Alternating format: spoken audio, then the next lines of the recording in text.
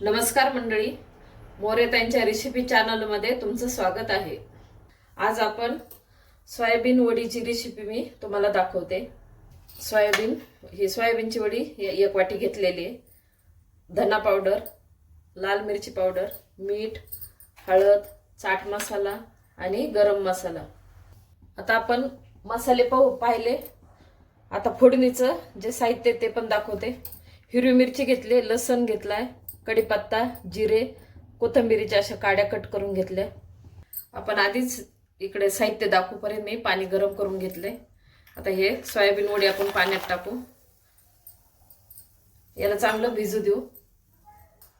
आपण ही सोयाबीनची वडी पाण्यामध्ये गरम पाण्यात भिजू घातली होती, तर आता काढून घेऊ। एका चाळणीमध्ये मी काढून घेते। आता ह्याच्यातलं पूर्ण या वड्यामधलं पाणी असं पिळून काढून घेते। थोडंसं थंड झाल्यावर आता हे पाणी काढून घेतलं मी। आता आपण अशा टोपल्यामध्ये मी हे सोयाबीन वडी पिळून याच्यामध्ये घेतली टोपल्यात। आता हे जे मसाले मी घेतलेले का ते आपण आता सोयाबीन वडीवर टाकून देऊ। हे लाल तिखट घेतलेले ते पण टाकू, धना पावडर, गरम मसाला, चाट मसाला, हळद आणि मीठ आपण चवीनुसार टाकू।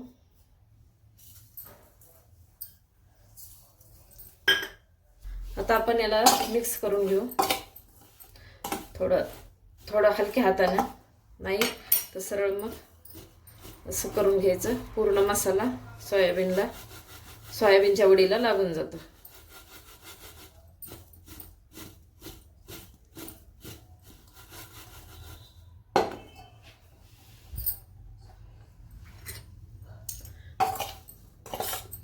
पूर्ण मसाला पण याला लावून घेतलाय। आता मसाले पूर्ण लावून झालेले, तर आपण आता 1 चमचा तांदळाचं पीठ टाकणार आहे।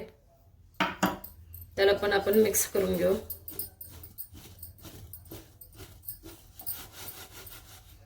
तुम्ही कॉर्नफ्लोअर पण टाकू शकता। आता मी तांदळाचं पीठ पण याला लावून घेतलेलं आहे। आपण आता एक छोटी कढई मांडून थोडंसं तेल टाकलंय। आपल्याला ना तेल कमीच टाकायचं, म्हणजे सोयाबीन म्हणजे हे तळल्यानंतर थोडंसंच उरलं पाहिजे, जास्त तेल उरलं नाही पाहिजे। आणि आता आपण हे सोयाबीनच्या वडीला मसाले लावून पण 5 ते 6 मिनिटं झालेले। हे मसाले पूर्ण आता याच्यामध्ये मुरलेले आहेत। हे काय सगळे आपण जे मसाले टाकले ते पूर्ण मुरलेले आहेत। आता आपण याला तेलामध्ये फ्राय करून घेऊ।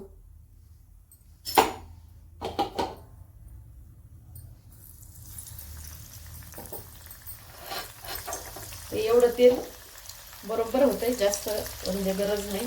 त्याला लगेच आपण खालीवर करणार आहे, तर एवढ्या तेलामध्ये होऊन जाते।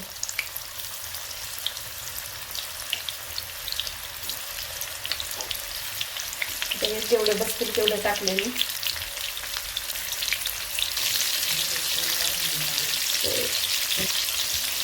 आपण आता याला आलटून पलटून घेऊ आणि चांगले कुरकुरीत होईपर्यंत आपण याला फ्राय करून घेऊ। छान कलर आलेला आहे आणि फ्राय छान झालेले। अशा पद्धतीने फ्राय करायचे।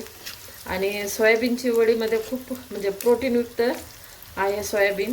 तर अशी भाजी समजा नसेल मुलं वगैरे खात ना, तर असं फ्राय करून दिलं तर खूप प्रोटीन आहे, तर शरीरामध्ये मुलांच्या जाते। किंवा मोठे पण कुणी खात नाही सोयाबीनला भाजी केल्यानंतर, तर हे अशा पद्धतीने जर केलं तर खूप छान लागते। आता मी सोयाबीनची रेसिपी म्हटले, तुम्ही याला काय नाव देता तर मग मला कमेंटमध्ये सांगा। आता छान फ्राय झालेत, मी काढून घेते।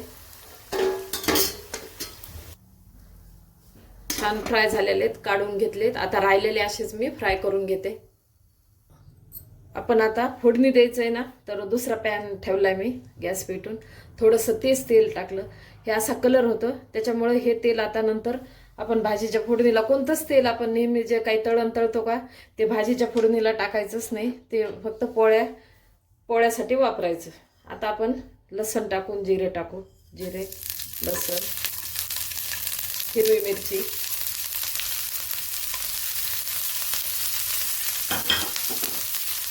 त्याला थोडंसं परतून घेऊ. आता हे परतलंय. आपण आता कढीपत्ता आणि कोथिंबीरीच्या काड्या टाकू.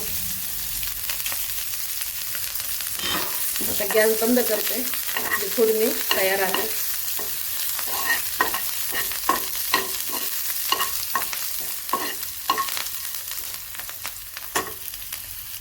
आपण आता ही सोयाबीन वडी फ्राय केलेली ती पण याच्यात टाकू.